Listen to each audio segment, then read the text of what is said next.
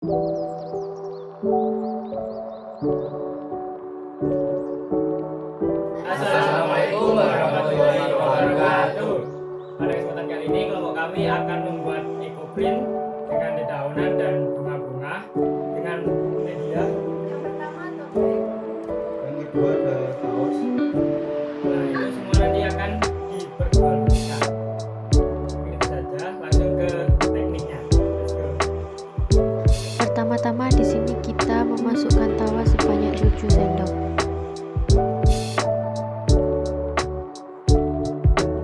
Kemudian setelah itu kita memasukkan soda api.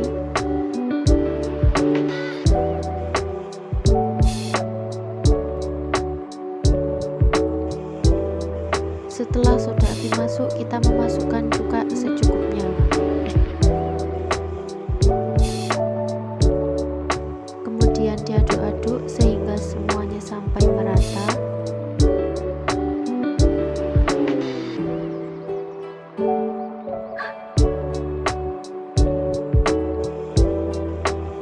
Setelah itu tote bag dan kaos ini direndam selama 2 jam.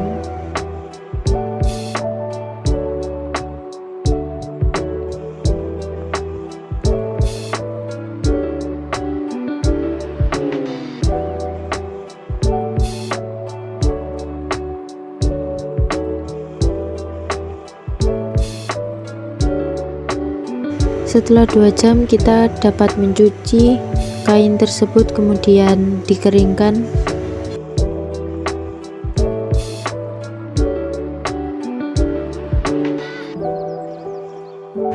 Setelah kain dan tote bag tersebut kering,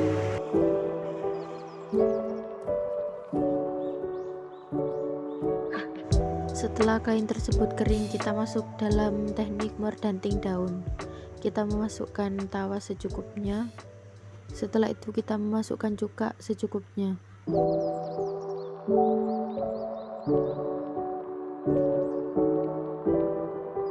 Kemudian kita dapat mulai proses mordanting daun.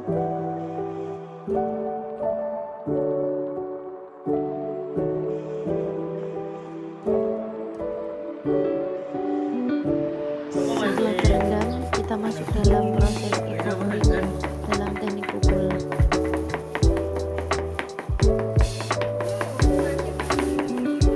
Kemudian kita masuk dalam proses merendam kaos dengan tote bag dengan menggunakan tawas secukupnya.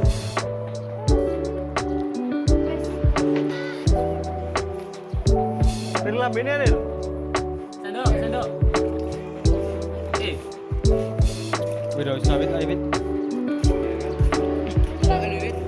Kemudian kita rendam kaos dengan tote bag secara bersamaan dan direndam selama 2 jam. Setelah 2 jam, selanjutnya kita dapat mengeringkan produk tersebut.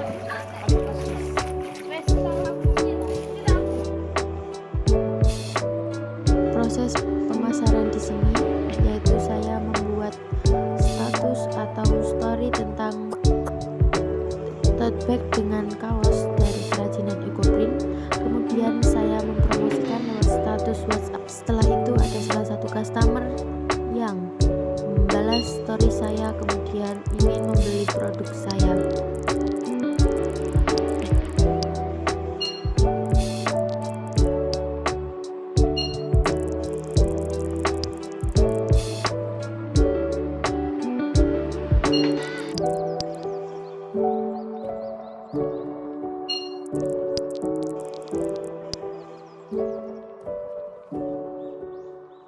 Pertama yaitu penelitian pasar. Lakukan riset pasar untuk memahami tren dan permintaan terkini terkait produk tote bag dan baju ekoprint. Identifikasi preferensi konsumen, target pasar, dan potensi pertumbuhan. Selanjutnya yaitu inovasi produk. Fokus pada inovasi produk dengan mengembangkan desain yang menarik, ramah lingkungan, dan sesuai dengan tren mode saat ini. Perhatikan juga keunggulan kompetitif unik dari produk Anda. Yang ketiga, bahan ramah lingkungan. Penggunaan bahan baku ramah lingkungan dan proses produksi yang berkelanjutan ditinjau dan dipertimbangkan oleh material yang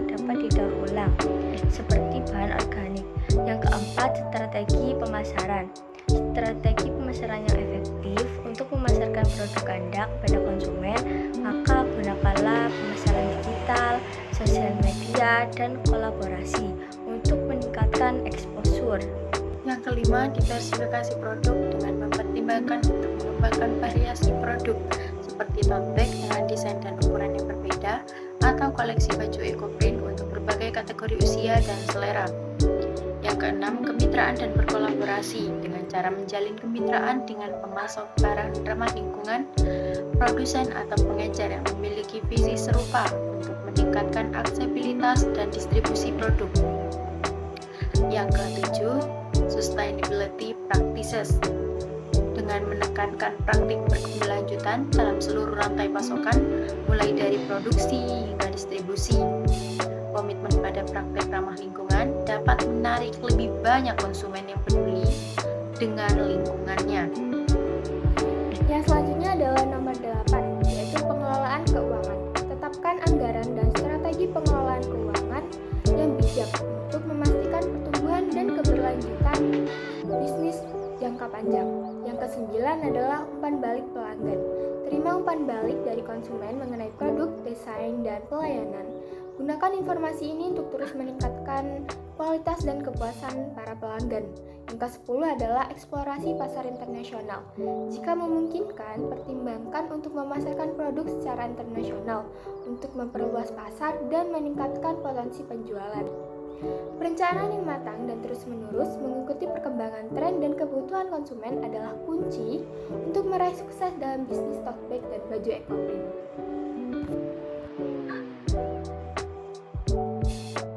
Menentukan target sasaran untuk kerajinan tote bag eco-print dan kaos eco-print. Penting untuk mencapai kesuksesan bisnis, berikut adalah beberapa potensi target sasaran yang bisa saya pertimbangkan.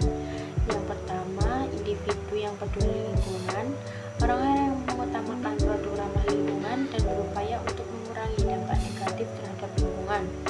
2. Komunitas pecinta alam, anggota komunitas atau organisasi yang mendukung pelestarian alam seperti hiking, camping, atau aktivitas luar ruangan.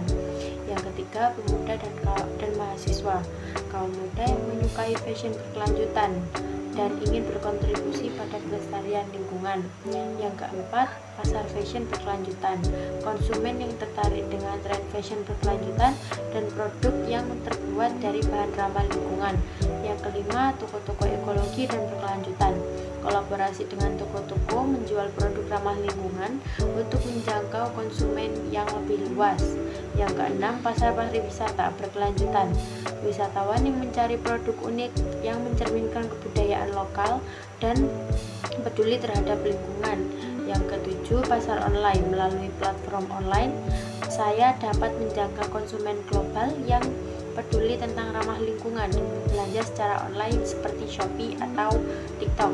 Pasar acara dan pameran, peserta atau pengunjung pameran, festival atau acara terkait lingkungan dan seni di mana saya dapat memamerkan dan menjual produk saya secara langsung. Yang kesembilan, penyuka seni dan kreativitas, orang-orang yang menghargai seni dan kreativitas dalam desain produk, terutama dengan elemen eco-print. Memahami siapa target pasar potensi saya akan membantu saya menyusun strategi pemasaran yang tepat dan mengarahkan upaya promosi untuk mencapai audiens yang tepat.